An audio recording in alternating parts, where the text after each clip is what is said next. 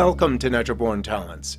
Today I would like to talk about the deeper meaning of some of the information I have seen related to auras, the Myers-Briggs personality chart, the Empaths, and many other kinds of psychology that is littered throughout the Matrix. Now, if we go back at some of the fathers of psychology, particularly Sigmund Freud and Carl Jung, most of their work seemed to be geared towards elitists. It's not that their information was wrong or anything like that. In fact, I find a lot of it very accurate. It's just that it seems to be geared only for a certain group of people. Carl Jung was a little bit closer to what I saw from the other side. He is actually the founder of the personality types we see in psychology. Now, I won't go into detail about them, because this is really geared towards the personality types and the analysis and the information that goes with it. Much of it I find to be more of a fad or hype. This doesn't mean that the information is inaccurate. It just means that most of the time it's how it's presented that I object to. It's like, so what? What does that have to do with an individual's personal life? Knowing this information, how does that make you a better human being? The answer is, you can if you just know how to use the information in your daily routine. It's just not the information I see on the internet most of the time. It's often like, if you are one of these personality types, you are very special. To me, it's not applied in the way that it should be. It really doesn't explain in enough detail what to use that information with. It seems to be more like that information is just to categorize people. And auras are no different. However, if you truly understand the deeper meaning of these systems, you can make changes. And that's the point of this video. This also goes true for the Empaths. These empaths were not the only people in the world to practice the so-called crazy wisdom or crazy psychology. There are many other cultures that had similar kinds of people within their communities that practiced the same thing. Again, it just seems like hype to use these catchphrases. This is why I'm often encouraging my listeners to get in touch with who they are from their ancestors. What backgrounds do you really come from? The reason for this is because you will find out more about yourself that way than you will get from some fad or some misinformation about these subjects. Now again, I will point out over and over again that this information that you're getting from the internet is not entirely inaccurate. It just doesn't seem to express the deeper meaning of what it really is. And I'll start giving some examples with the Empath. Often I read about the empath able to feel other people's emotions. This, in my experience, is true. But what they don't tell you is what actually is happening is that they're synchronizing with a person in front of them. They're exchanging energy. And the empaths, as well as the Indigo souls and some of the stronger, older souls, no matter what aura or personality type that they may have, can feel and interpret that energy that's coming from another person. The crystal empaths, for example, will likely instinctively try to heal the individual, not knowing whether they can succeed or not, but that's an instinctive reaction from the crystal aura. More advanced auras will know that there are some people in this world you just cannot heal, and will likely have nothing to do with that individual. However, the more advanced version of this type of person, which are really souls that are thoroughly trained outside of the Matrix to come into the Matrix in order to heal, train, teach, and sometimes learn from people in their lives. Real empaths will connect with you at a level other people won't. They will interact with you much deeper than anyone else. Most people who are stuck in the Matrix in some dumb pattern or something will likely pass you over, whereas the Heoka empath not only will synchronize with you, feel out your emotions, but also start to communicate with you in a pleasant way. They can be rude at times, I'll get to that later, but usually they're there to teach, to communicate, to understand who you are, because they perfectly know who they are. They don't need to be told the concept of a Heoka empath. They instinctively know it. However, there are exceptions to that. Some people who are kind of asleep in the matrix, who wake up and realize that they actually are something more than what they thought they were, and realize that they are one of these people. I've seen this happen several times as well, so that's not always the case. Some older cultures naturally practiced this. You could go back to the samurai, for example, and they were so thoroughly trained when they were walking down the street, for example, and somebody was walking the other way, they would stop and interact with them at a very deep level to know everything about them, and vice versa. Now, don't get me wrong, not all samurai did this, but a lot of the ones, and including the Buddhist monks as well, in fact, most of that practice comes from Buddhism, used to do this. They used to interact with people at a much deeper level than they do today. Really good parents would naturally do this with their children because they instinctively know that communicating with them at a deeper level was extremely important to nurture them, to discipline them. And this is the reason we're having a lot of problems today, because people who don't do this will end up having a government institute train their children as opposed to the parents. And you don't need to be one of these empaths to do this. You just simply need to slow down and take the time and work with your children. And the reason I may sound like I'm complaining a little bit is because I am. Some of the parents that I'm dealing with the school right now do not take the time out with their children to play, to learn what their real liaison d'etre is, what that really motivates them to enjoy and be a part of life. They just go through the motions, and you end up with this empty-headed, shallow piece of garbage that is naturally going to latch onto ego and become some baby soul down the line and cause everybody a big headache. More on that in another video. Some people say that the Heoka empaths can always spot a liar. Well, it's a little bit deeper than that. They know when people are living in denial. They know when they're lying. Because they can synchronize with people, they'll immediately pick up the negative energy that comes with living in denial and lying. But they also can spot the pattern that is very common within the matrix for people who consistently lie or manipulate or try to manipulate other people. The Heoka empath has graduated from this game, as well as the Indigo souls and some of the older souls. Now, sometimes they may react in, say, anger or something like that, but more often than not what they do is just smile and say, okay, if that's what you want to follow, good luck, because I know where that leads. And so they'll just smile and say, okay, maybe you'll change, maybe you won't, and move on. These kinds of empaths will instinctively try to inspire you to do something deeper. When I see these auras come up against a green, for example, greens are very analytical thinking people. They come up with a solution very quickly, but they have a tendency to run over the details or the deeper meanings of a lot of things that they analyze. An empath will immediately point out and challenge the greens to take a look at the deeper meaning of what they know, because the green aura, for example, has a very fine mind. The empaths, particularly the indigo type, can remember their past lives quite well. And because they can do this, they can tap into all kinds of information most people in the matrix cannot see. Therefore, if you have one of these people in your life, it's always wise to listen to them.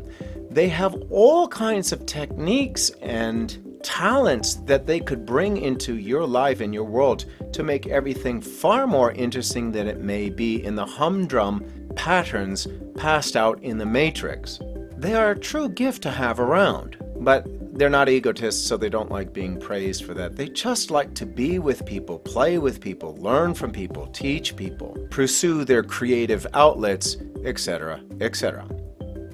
So why do they get so much conflict with so many people in the Matrix? Well, of course, the answer to that is ego, the baby soul. A lot of people have a very hard time with the Heoka empaths, the empaths or the Indigo souls, because they're so different. The Matrix has thoroughly trained people to behave in a certain way, and these people will refuse to do so because they instinctively know that it's destructive to the psyche, to the soul. And no matter how much you try to manipulate, plead with them, try to coerce them into some sort of behavior, they will end up refusing. And they'll figure out that you probably have some sort of control issue, or you've been brainwashed by the Matrix, or whatever, and they really can't associate with you much longer because it will just cause a strain. They do have their own sense of humor, a backlash to all the insanity the Matrix has to offer. Their humor is unlike anyone else's, and this part is true. Humor really is geared towards laughing at the insanity that we all face within the Matrix. Of course, laughter is the best medicine for most scenarios, and they instinctively know that. When they step out of the world of the Matrix and take a look in, it really is humorous to see the antics of what many people believe to be true. These people instinctively know there's a law and order throughout the universe that has nothing to do with what the baby souls make up within the Matrix. Because they know what they know, there is no one in the world that can change their mind. This is why they're such a great judge of character with others. They know the Matrix, they know the game, they know the patterns, they know when people are BSing.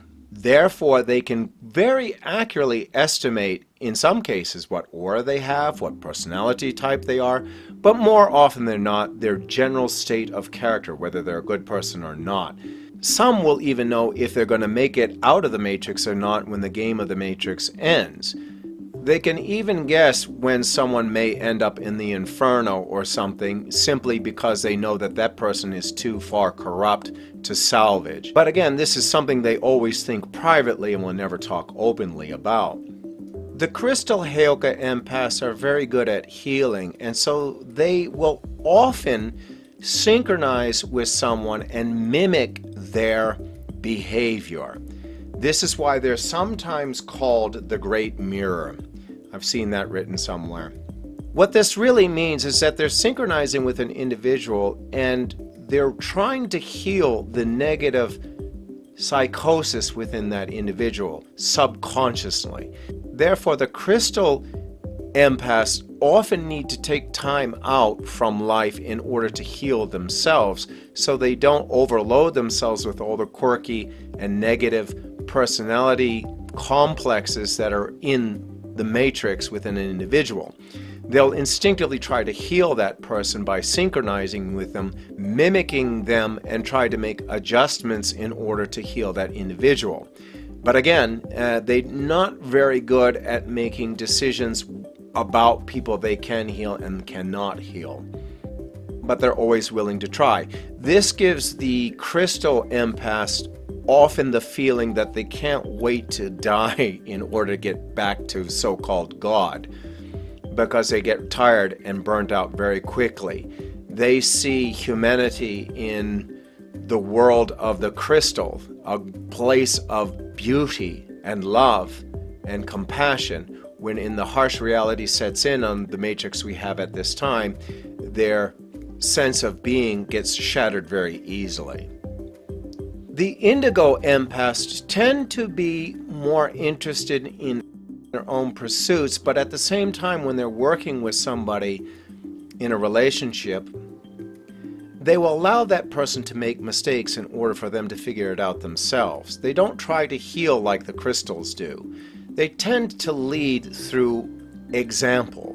They will point out very quickly the truth, what they see the truth, brutally so. And they'll even interrupt somebody rudely in order to make that point.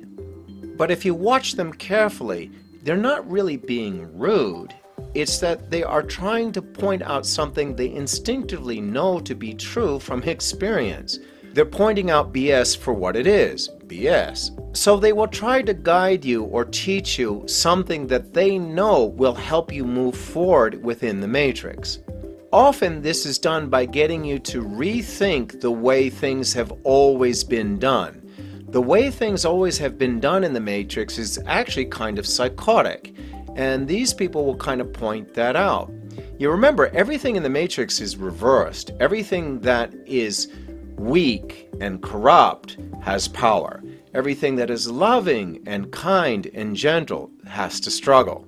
It was purposely designed this way, and the Heoke Empaths, the Indigo souls, and the like are here to point that out. Don't forget that, because if you lose yourself to ego, you're going to be in trouble. And the Indigo Empath tends to point that out better than anyone else. All of the empaths tend to have creative pursuits. They loved to create things because they instinctively know that it keeps the mind, body, and soul moving forward. This is also true for the crystal auras, but they do it differently. They do it through healing.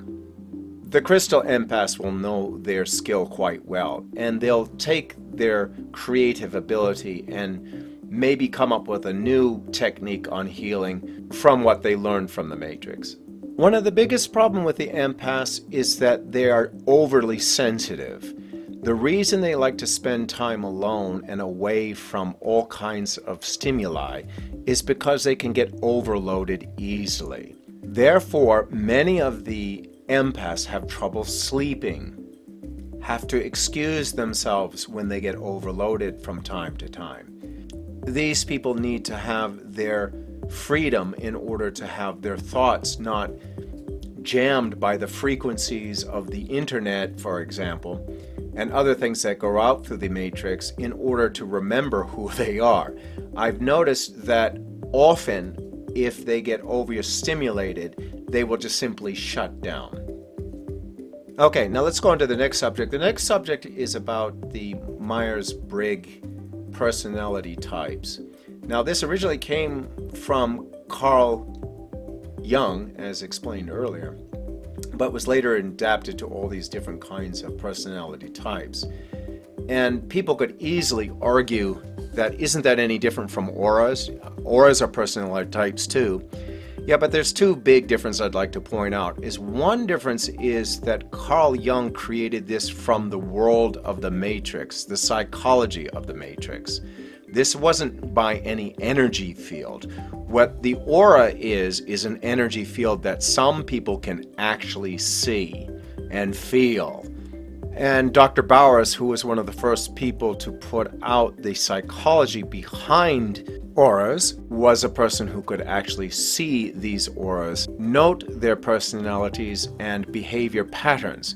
This is unlike Carl Jung, who invented the personality types based on observation alone. The other thing is that the Bragg-Myers analysis really doesn't get into what you can do with that information. Now again, I'm not saying that information is wrong.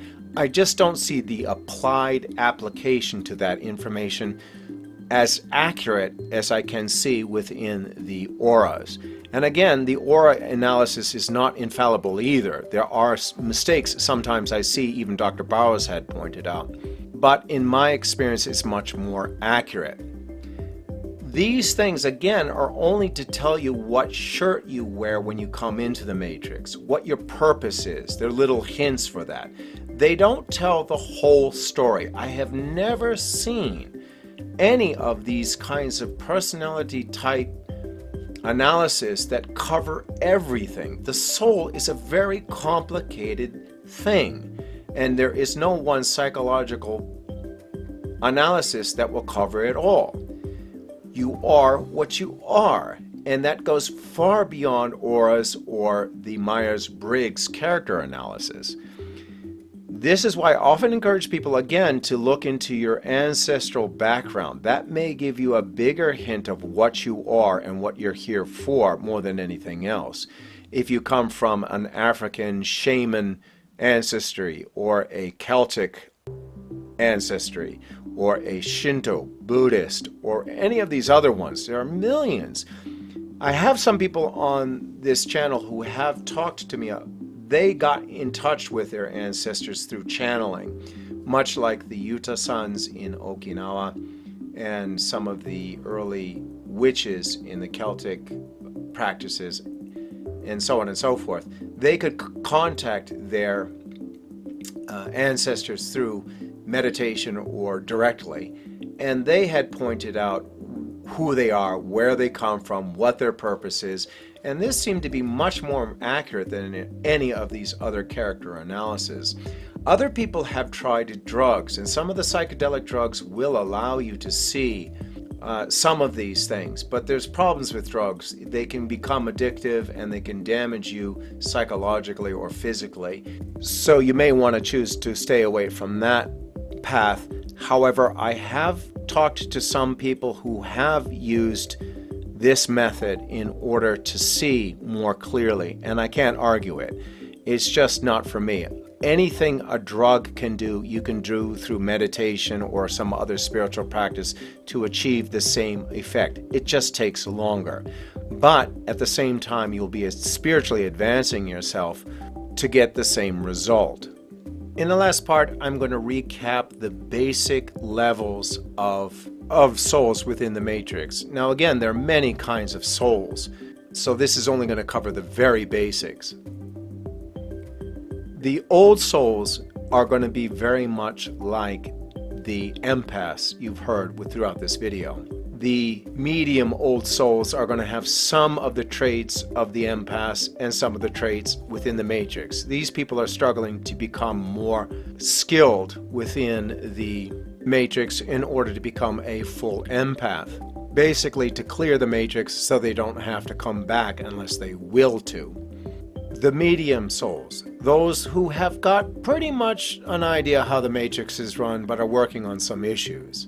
The young souls, the ones that have crawled out from the inferno and no longer want to be what is known as the baby soul. And of course, the baby soul. It is the baby soul that the Matrix is designed for, and the rest of us to grow from. The problem with the baby soul is that only about 1 in a million will ever get past being a baby soul. However, once you do reach the young soul and up, nobody in the Matrix cares if you're weak, young, medium, or old, because they all know you can learn, you can move forward, you can redeem yourself from any sin or bad karma and grow. It's the baby soul that cannot do this. They're a real pain. You can spend thousands of lifetimes with these beings and they simply refuse to change. They rely too much on the Matrix for their existence. And you can spot them because they are the ones that always lie, cheat, manipulate, are control freaks, self-righteous, holier than thou, etc., etc. Basically about 90% of the people in politics. Again, the children leading the world, usually to its destruction. So in conclusion, when you see these personality types, these indigo auras, the empaths, and all of these other things within the Matrix, try to look for the deeper meaning, especially useful information that you can apply to your daily routine to make changes for yourself and your loved ones. Well, that's all I have for this video. I hope you enjoyed it. If you have any questions about any of these things, please list them in the comment section below. I'd be happy to answer. Thanks again for listening. Hope to see you in the next video.